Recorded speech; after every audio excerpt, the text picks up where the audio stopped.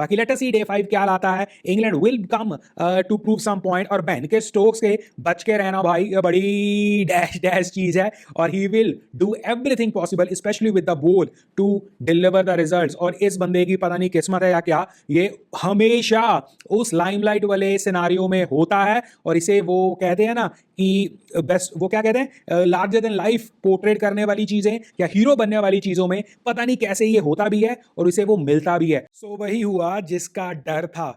Ben का Stokes आखिरकार लेकर चला गया मैच, और हम देखते ही रह गए। और किस्मत ने भी एन मौके पर जाकर हमारा साथ छोड़ा जब केवल 22 रन रह गए थे। जी हां, मैंने कहा किस्मत ने साथ छोड़ा, मैंने क्यों नहीं कहा जडेजा, जसप्रीत बुमराह, मोहम्मद सिराज की कमाल की पारियों के बाद हमें जीतना चाहिए था। वो इसलिए क्योंकि हम एक आर्टिफिशियल जीत के ख्वाब में चूर इस तरह हुए पड़े हैं कि हम सभी एक्सपर्ट्स सो कॉल्ड क्रिकेट के हो जाएं या फैंस हो जाएं, यूट्यूबर्स हो जाएं, उनमें से कई लोग ये कह रहे हैं कि इंडिया ने कमाल की fight the.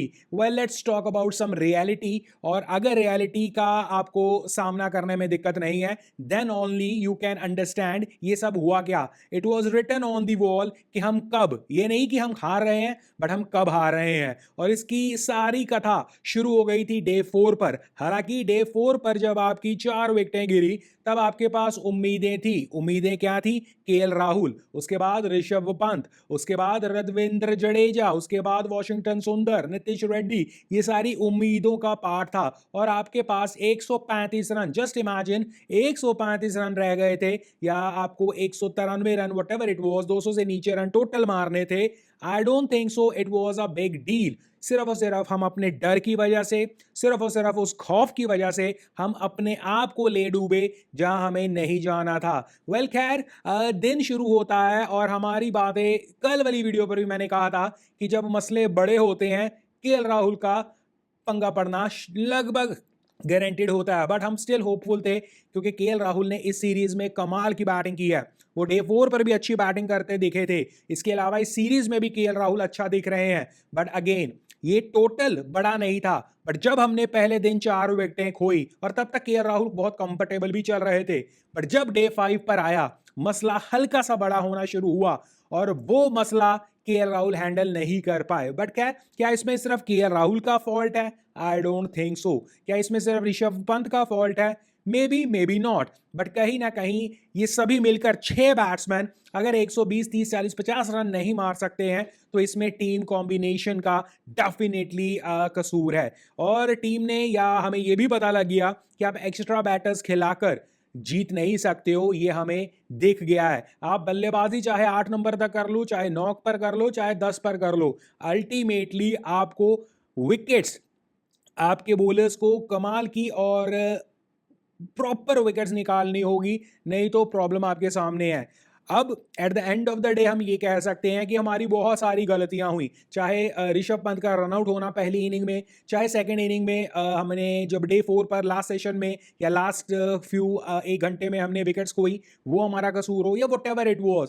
All in all the matter of the fact is, जिस दिन डे 3 पर हमने इंग्लैंड को अग्रेशन दिखाया, और मुझे क्या लगता है फेक अग्रेशन दिखाया, क्योंकि हम उस पर लिव अप नहीं कर पाए। और मैंने तब भी कहा था, अभी आपके हाथों से बाजी नहीं निकली है, और आपने जो भी ये सब कुछ कर कर दिखाया है, ये सब कुछ निगेट हो जाएगा, क्योंकि आप अभी भी ड्राइवर सीट पर हो। बट मेक श्योर आप जीतो, क्योंकि अगर ऋषभ पंत, सॉरी टू से शुभमन गिल की बात करते हैं, क्योंकि अगर शुभमन गिल खुद तो फ्लॉप हो गए, ज्यादा क्रिटिसिज्म नहीं मिलेगा अगर मैच जीत जाते। यहां पर शुभमन गिल ने वो सब ड्रामाबाजी की। अभी तो सभी कह भी रहे हैं कि आप विराट कोहली बनना चाहते थे क्या, तो आपने वो ड्रामा भी किया, उसे आप लिव अप भी नहीं कर पाए। थैंक्स टू सुंदर, आपकी वो जो wickets all of a sudden England की 150 के बाद कलैप्स आ गई, thanks to him, all of a sudden जो आपको ब्लेसिंग इन डिस्गाइज मिल गया, तो आप बच निकले वहां से। बस बैटिंग में शुभमन गिल फ्लॉप, उसके बाद टीम भी उस चीज को लिव अप नहीं कर पाई। एंड आई मस्ट से, मैं इंग्लैंड के विनिंग सेलिब्रेशन से, इंग्लैंड की सेलिब्रेशन से बहुत हैरान हूं और बहुत सरप्राइज हूं, रादर शुड आई से शॉक हूं। मुझे एक्सपेक्टेशन थी, knowing England and England crowd, yes here and there उन्होंने बू किया था सिराज को, बट बहुत बड़ी कोई कारनामा उन्होंने नहीं किया। और मैं आई वाज एक्सपेक्टिंग कि सारी टीम लाइन में लगकर ड्रेसिंग रूम की तरफ ये सब कुछ कर सकती है। आई थॉट ये सब कुछ होने वाला है और अच्छे से स्लजिंग वो करेंगे जीत के बाद स्पेशली। ऐसा कुछ नहीं किया उन्होंने भाई साहब। उन्होंने रादर सिराज जो पूरी तरह से डिसअपॉइंटेड थे उस पे अच्छे से उनसे क्या कहते हैं दिलासा दिया, अच्छे से उसे कहा कि यार कोई बात नहीं हार्ड लैग। उसके बाद पूरी टीम ने जो एक स्पोर्ट्समैन स्पिरिट का मुजाहरा किया, इट वाज कमाल, विच आई बिलीव कि मे बी आईपीएल का ये सब चक्कर है बाबू भैया। इंग्लैंड से मैं ये चीजें एक्सपेक्ट नहीं करता। इस बार हमने ऑस्ट्रेलिया का भी देखा था, ये सभी अब उतना अग्रेसिव नहीं इंडिया के ऊपर या इंडिया के प्लेयर्स के ऊपर आते और क्राउड को कहीं ना कहीं ट्रिगर नहीं करते नॉर्मली। हाँ, हेयर एंड देयर चीजें हैं, बट एक जो बड़ी चीज करनी होती है, अगर आप पहले इन सीरीज को फॉलो करते हो ऑस्ट्रेलिया से लेकर इंग्लैंड तक, क्राउड समेत मीडिया समेत सारे प्रॉपर आपके पीछे पड़ते थे और स्लजिंग प्रॉपर हुआ करती थी। इस बार वैसा कुछ नहीं हुआ, that was a surprise. But इससे ये भी आप कह सकते हो कि इंग्लैंड ने दिल भी जीत लिया, मैच भी जीत लिया और आपकी जो वो फोकी अग्रेशन थी उस पर मूत गए ये कहकर कि तुम अपना फोकी अग्रेशन कंट्रोल करो, जीते तो हम ही हैं। And it was sensational victory. अब आते हैं इस विक्ट्री के ऊपर, क्या वाकई इंडिया ने फाइट किया? यस, डेफिनेटली फाइट किया हमने। जो इम्पॉसिबल हो चला था पहले सेशन के बाद, जब हमने 7 विकेटें गिरवा ली थी, इट वाज मैटर कि आधे घंटे में आउट होते हैं या आगे 15 मिनट में आउट होते हैं। वहां से हम पूरा एक एक्सटेंडेड सेशन ले गए और लास्ट सेशन तक कहानी ले गए। ये कहने के लिए बहुत अच्छी है, दिखाने के लिए बहुत अच्छी है, बट क्या रविंद्र जडेजा ने वाकई वो किया जिसका उन्हें श्रेय मिल रहा है? वेल, अगर आप प्रॉपरली सिर्फ और सिर्फ रिजल्ट देखो कि आप 22 रन से ही हारे हो, आप इतनी दूर तक ले गए, रविंद्र जडेजा की पारी देखो, आप डेफिनेटली कहोगे कि भाई कमाल कर दिया, टेल के साथ इतना कमाल किया। बट आई थिंक मैं एक बार स्कोर कार्ड भी खोल लूं, I have a different view on this. Now just look at this. Reddy ने 53 बॉल्स खेली, 54 बॉल्स खेली जसप्रीत बुमराह ने, 30 बॉल्स खेली मोहम्मद सिराज ने। दैट मीन्स लगभग 130, दैट मीन्स लगभग 20 ओवर। इसके अगेंस्ट रविंद्र जडेजा ने 180, दैट मीन्स लगभग 30 ओवर। 30 ओवर रविंद्र जडेजा ने खेले हैं और बाकी के 20 ओवर नीतीश रेड्डी, जसप्रीत बुमराह, मोहम्मद सिराज ने। अब आपको लगेगा कि इन्होंने या जसप्रीत बुमराह, सिराज और नीतीश रेड्डी ने फाइट किया। यस, फाइट किया, बट क्या रविंद्र जडेजा ने अपना रोल सही से किया? जब आप टेल के साथ खेल रहे हो, आप खुद 30 ओवर खेल रहे हो और आप बाकी के प्लेयर्स को 20 ओवर जब खेलने के लिए दे रहे हो, दैट टेल्स यू कि आपके ईमानदारी में, रन में भी कोई बदमाशी थी और ये बहुत लोगों को पसंद नहीं आएगा। बट मैं सच्चाई से बोल रहा हूं, जो टैक्टिक्स रविंद्र जडेजा ने लगाकर रखी हुई थी वो पे कर गई और 22 रन तक आप पहुंच गए डिफरेंस में। इसीलिए रविंद्र जडेजा की तारीफें हो रही हैं, क्योंकि आपने सिर्फ और सिर्फ टाइम को एक्सटेंड कर दिया। बट कतई पूरी इनिंग में रविंद्र जडेजा टीम को जिताने के लिए नहीं खेल रहे थे। इट वॉज ऑल मैटर कि कब दूसरा नॉन स्ट्राइकर एंड पर अपनी विकेट गिरवाएगा। ये सॉरी टू से, but that is the fact. और दैट्स द फैक्ट, जब आप खुद 30 ओवर खेलो, आपके नॉन स्ट्राइकर एंड पर जो टेल आ रही है वो 20 ओवर खेल जाए आपके अगेंस्ट, यानी कि लगभग लगभग 10 ओवर का डिफरेंस सिर्फ और सिर्फ, और आपने कंप्लीटली बार बार उन्हें स्ट्राइक दी है। तो इसमें सिर्फ और सिर्फ तारीफ नीतीश रेड्डी, चलो हम मान लेते हैं एक ऑलराउंडर है, छोड़ देते हैं उसे। इसमें पूरी तारीफ जसप्रीत बुमराह के 50 और 30 जो आपके मोहम्मद सिराज ने बॉलें खेली हैं उस पे क्रेडिट जाता है। उन्होंने मेक श्योर किया कि वो कोई आड़ा टेढ़ा शॉट ना खेले। हालांकि जसप्रीत बुमराह खेल गए, बट उन्होंने कोशिश की कि किस तरह अपनी विकेट को बचाकर रखा जाए।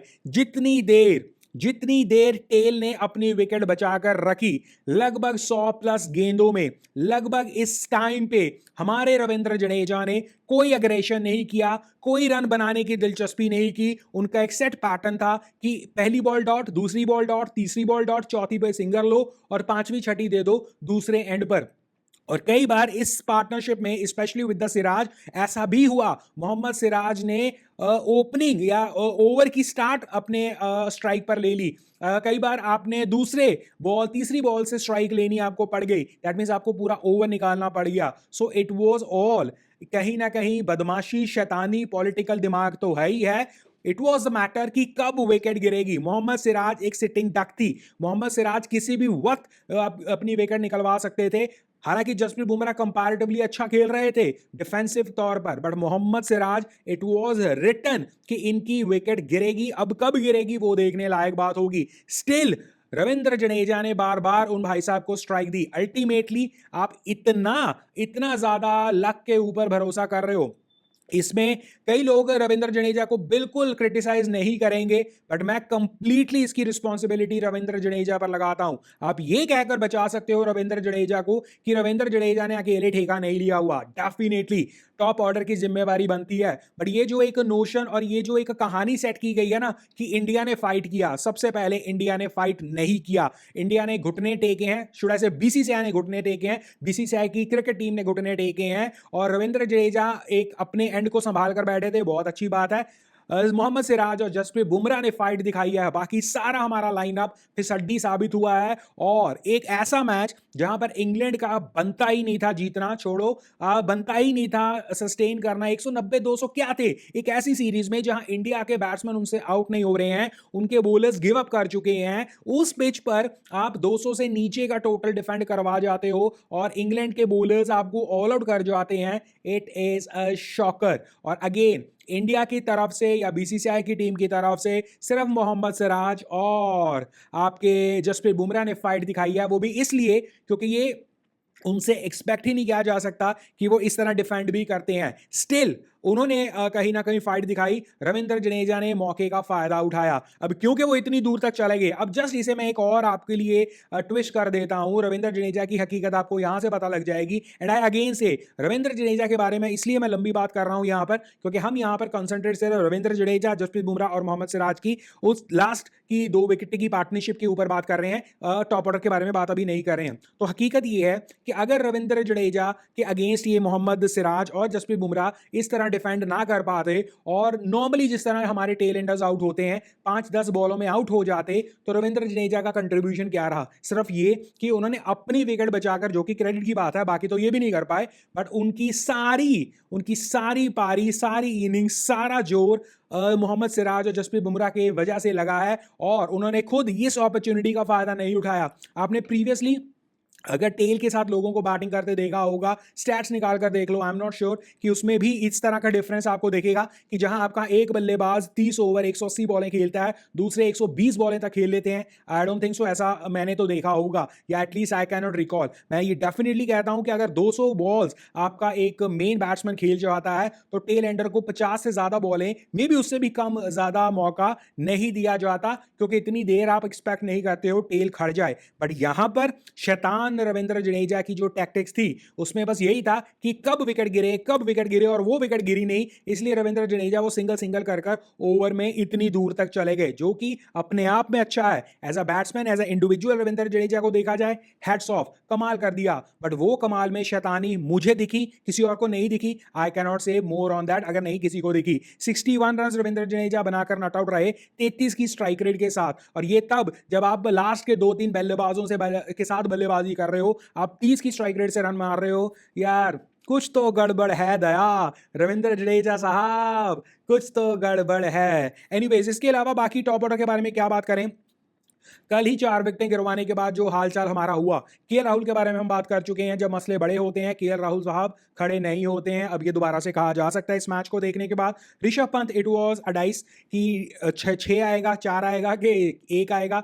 ऋषभ पंत का यहाँ पर आज 9 आया, बट जोफर आर्चर की अच्छी बॉल थी कहीं ना कहीं। बट अगेन इस पूरी इनिंग में आपको ये पता लग गया कि आपके वॉशिंगटन सुंदर, नीतीश रेड्डी, आप जस्ट इमेजिन इतना लंबा बैटिंग लाइनअप के साथ भी आप एक छोटा सा टोटल नहीं चेस कर पाए। दैट्स अपने आप में शर्मनाक। और मैं अगेन बोल रहा हूं, क्रिकेट, टेस्ट क्रिकेट में ईमानदारी से selection is the first process, first way अपनी जीत की तरफ जाने के लिए। इंडिया अभी भी ईमानदारी से सिलेक्शंस नहीं करता है, ये मेरा मानना है, और मैं ये मानता रहूंगा जब तक सिलेक्शंस क्रेडिट पे या सिलेक्शंस आपकी जो जिसका हक बनता है उस हिसाब से ना हो। ये जो लंबी बैटिंग करने का चस्का चढ़ा हुआ है ना, it have been disaster, at least मुझे ऐसा लगता है। एग्जांपल हम ऑस्ट्रेलिया से देख लें, ऑस्ट्रेलिया की बैटिंग स्ट्रगल करती है, भरपूर करती है, स्टिल उन्होंने अपनी बॉलिंग पे कॉम्प्रोमाइज नहीं किया है कभी भी। उनके बैट्समैन हैं, उन्हें वो काम करना होगा और वो काम कर रहे हैं। बट बॉलर्स आपको क्या क्या कर सकते हैं, जाकर वेस्ट इंडीज और ऑस्ट्रेलिया का लेटेस्ट मैच देख लो, जहां उन्होंने 2 डिजिट्स पर वेस्ट इंडीज को ऑल आउट कर दिया। अगर मेरे पास यहाँ पर मैच हो, यस 27 रन पर ऑल आउट कर दिया है, ऑस्ट्रेलिया 176 रन से जीत गया है। अब जस्ट इमेजिन 200 रन तो उन्होंने भी दिए थे